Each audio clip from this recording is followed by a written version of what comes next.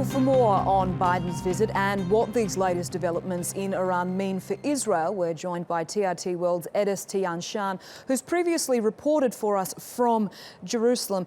Ediz, great to have you with us.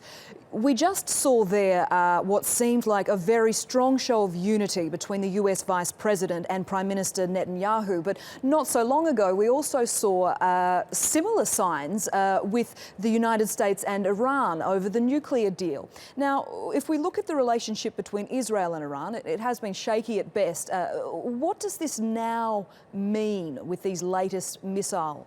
Well, remember, it's not just an issue between Iran and Israel. All that's been talked about right now, it's also an issue between Israel and US, the strategic ties. Now, as you rightly pointed out, I mean, Netanyahu did everything in his power to derail this nuclear deal between Iran and the major world powers, and he used every single opportunity to emphasize that the international community should now keep a close eye on Iran and its facilities to make sure that they're not violating any of its conditions. Now, this basically is a great moment now for Netanyahu to put pressure on two fronts. One is to put more pressure now on the international community to resume sanctions on Iran, which is what the Israeli government has been calling for the longest time. And secondly, it's also a message to the US. Even though we've just heard Biden giving more assurances to Israel, this is now the end of a 10-year cycle called the Memorandum of Understanding between the two countries, which is basically the American military aid package to Israel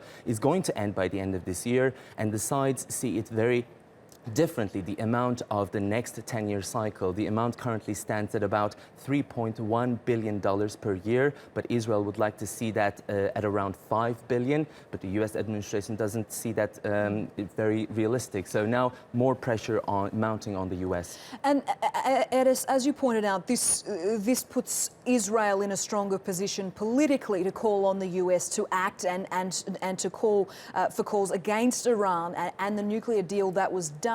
But as someone who has reported and lived in Israel for many years, what is the situation practically on the ground? What are people saying there? Is there fear?